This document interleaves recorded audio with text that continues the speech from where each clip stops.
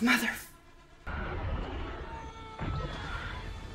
So much is going on, oh my god. Hello everyone, hope you are all doing well. I did something I said I wouldn't, just for you. Since I did my reaction to the Meg, a lot of people have been asking me to react to the movie Underwater. It's a horror thriller movie. I've always said I will not watch horror movies because the imagery stays somewhere stuck in the back of my brain, and when I least need it, my brain is like, huh, you need to go out of the tent at night? Well, here's a million different ways you can die. So anyway, I succumbed to the pressure and watched Underwater. This movie follows a group of people working on a deep sea grill facility at the bottom of the ocean. Right at the beginning of the movie, something mysterious happens and the facility gets destroyed. I wouldn't really call this a horror movie, it's more like a sci-fi thriller with some, like, horror elements sprinkled into it. I recorded my reaction to it, so let's watch it together, learn some sciencey stuff, and enjoy. But before that, I know what you're thinking. Hey Maria, you have a really cool t-shirt. Yes, I know. Thanks you for asking. So I have an online shop now. I guess you can call it merch. All made from organic materials using renewable energies, ethically made and shipped from the UK. Cool whale in the back. The designs were created by me with a lot of love. There's a bunch of different types of clothes, colors, awesome stuff. Go check it out. Link below. Okay, Underwater. Let's watch it.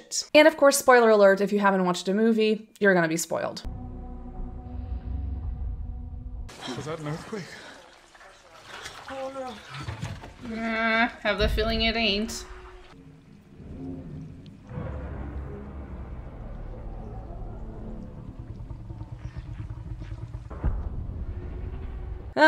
Here we have it. The obligatory roaring monster. Roaring is an animal vocalization usually attributed to mammals. Most roaring is airborne. In order to roar, you need to have some adaptations. Most underwater animals do not. So I guess it wouldn't be impossible for a hypothetical giant monster to roar underwater, but I would need to look at its anatomy. It's really unusual that anything else than mammals roars. Oh, I'm getting claustrophobic feels. I don't like this. I don't like this. They're gonna find something there, I know it. It's like some creepoid form. I don't want creepoid forms. Okay. We walk. We what? We what? Good question. How deep are they? That's so creepy, dude. Why do underwater monsters always roar? Good question, Maria. I don't know. It makes it scarier. I don't think there's any marine animal that roars. Actually not true. Some marine mammals, like seals for example, do produce sounds that are considered roaring. They do not sound like lions roaring though, which is usually the type of roaring you hear these animals in or these monsters in movies make. All the sharks in these movies always roar. They don't roar. True. Fish, and therefore sharks, do not roar. They do not possess any apparatus that allows them to make any sound, including roaring. Damn, I don't know how deep they are, but are they down in the Challenger Deep? Are they in the Mariana Trench, like deep down? Yes, indeed they are. It was insinuated at the beginning of the movie. Pay attention, Maria. Okay, these are suits that do not exist.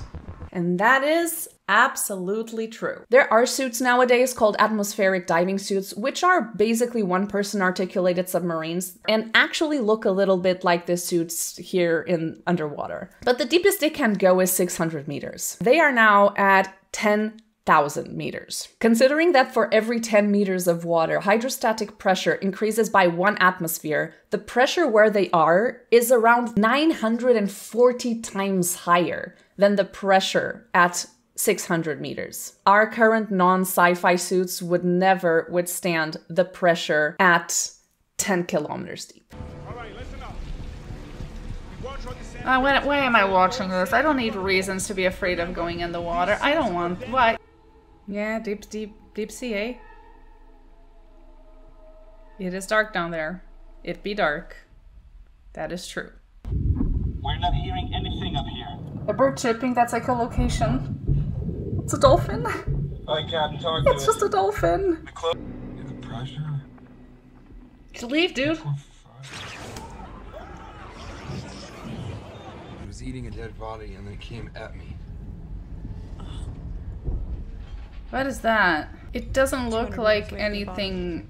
It doesn't have any eyes. Many animals in the deep do not have eyes or have really reduced eyesight. And that's probably because having good eyesight down in the deep probably does not compensate for the amount of energy they would need to produce the organs necessary to have a good eyesight. I think this might be a new species. Should we get to name You it? think? I've never seen sea life like this down there. I've never seen sea life like this anywhere. Unless we bored into a hydrothermal pocket. If it was sustained heat that could support life. Ah, the good old hydrothermal vents come out to save the day. A lot of these movies with underwater monsters that have never been seen before have this explanation as to why they can survive down in the deep. The Meg had this explanation. Big animals need a lot of food, especially if they are very active ones. It appears like this one in underwater is. And yes, there are biodiversity hotspots around areas with high volcanic activity, like for example hydrothermal vents, but they would probably not sustain such a large animal. For example, even the giant squid, which is considered one of the largest deep sea predators, comes closer to the surface to feed. And not only that, it's usually not found below 2,000 meters. They are now at 10,000 meters. That's 5 times deeper than the average depth at which you can find giant squids. As a scientist, I will never say never, but the chances that a giant active monster is lurking somewhere down in the deep ocean are very slim. It's gonna puke. I didn't see it. I didn't see it. Oh my god. There goes the roaring. It's also not very smart to announce that you're coming. You know, even animals that roar, they don't roar just before attacking their prey. It's not a very smart tactic. This does remind me a lot of Subnautica. Of the game, if you don't know what Subnautica is an underwater game in another planet. And there is a part where you explore a place that kind of looks like this. Just give me Subnautica vibes. Ah! They keep doing this! I always think everyone's gonna die and then no one dies. Damn it.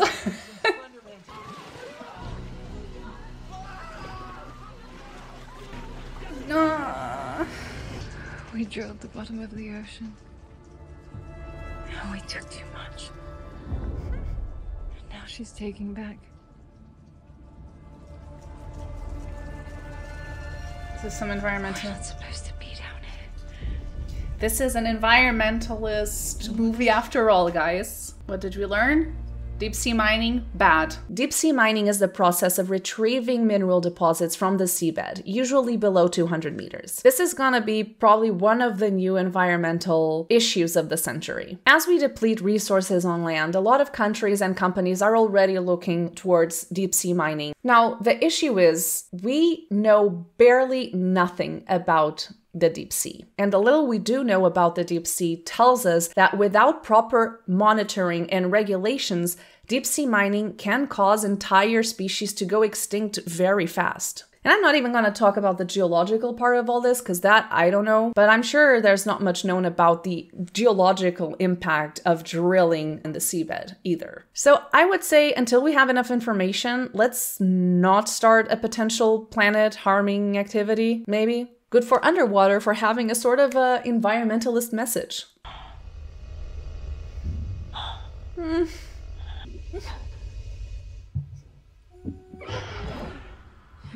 my god. So bad. Shut him down.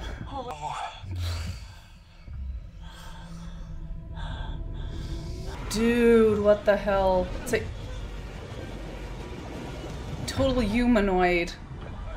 Total humanoid monster. With feet and all. And arms and legs. And knees. I'm not sure this is... Not sure. That scared me less than I thought it was going to scare me, actually. I'm sure there's a bigger one. Like an animal that size could not destroy an entire rig. Right? Oh, that's hella creepy. Those eyes are hella... or...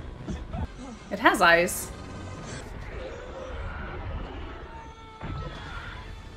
So much is going on, oh my god! What does this creature eat down there, man? All by myself. Mother... Jesus Christ, those are tentacles. Those are some big tentacles, dude. Jesus, dude. They look like they're sleeping or hibernating. Hibernating underwater. I have to research this. I don't think there are any animals that hibernate like this underwater. Okay, so I researched and I was right. Well, kinda. Most marine animals are ectothermic, which means they cannot regulate their body temperature nor their metabolic rate, and therefore cannot hibernate. However, there are some animals that seem to enter a state of dormancy by experiencing a decrease in their metabolic rate when exposed to lower temperatures or low oxygen concentrations. There are exceptions too. The Antarctic yellow belly rock cod, interesting name, is a known exception. It can activate and deactivate its metabolic processes independent of body temperature and enter a state of dormancy, which can be considered similar to hibernation. Jesus Christ. Oh, dude, calm the hell down.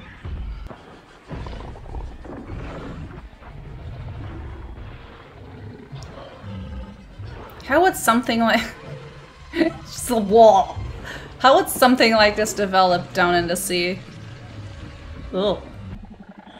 Look like bats. They have bat face. Is there a mama one? Is there a bigger one? Mama?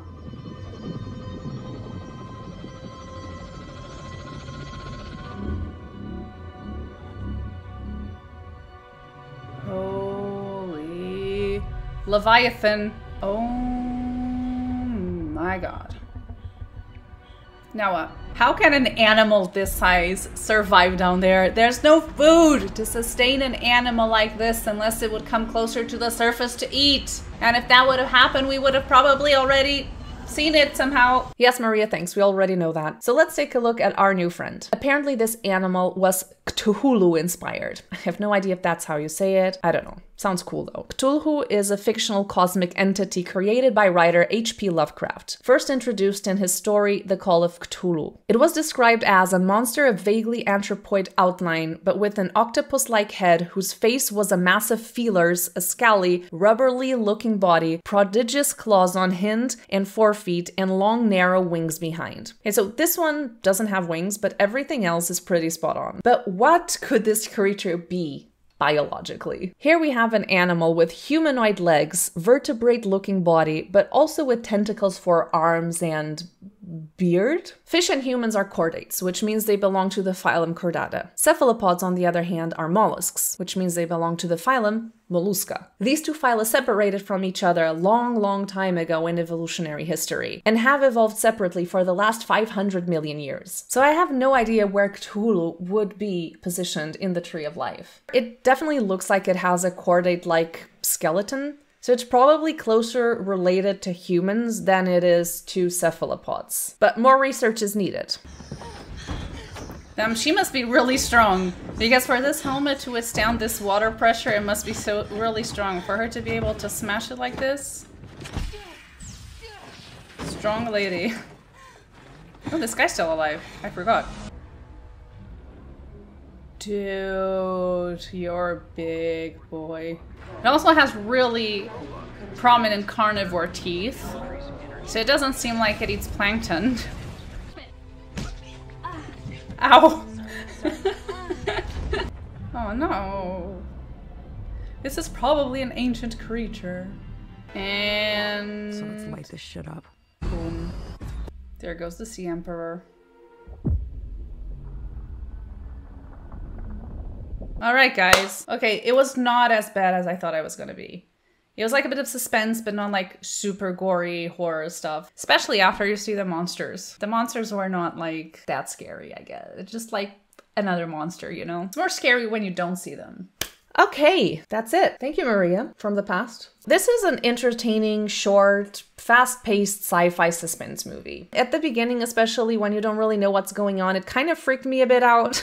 After seeing the monsters, I don't know, it was more like just jump scares, and it was like, it was all right. It was entertaining, interesting, And it had an environmental message, which, good, cool, thanks, underwater. Even though the creature that was living down in the deep probably for millennia was blown up at the end. So I'm not sure what the message was there. But anyway, I hope you enjoyed my review and this format. Let me know what you think. If you want to support me, you can check out my Patreon over down below, or you can also check out my book. It's a children's book about the deep sea. It's about a little Dumbo octopus from the deep sea. So very fitting for this video. And check all my affiliate links down below. And that's it. Thank you everyone very much for watching. Thank you to all my Patreons who make this channel possible. Check it out. I also have a TikTok now, so yeah, that's a thing. And yeah, thank you very much everyone. I hope to see you in the next one.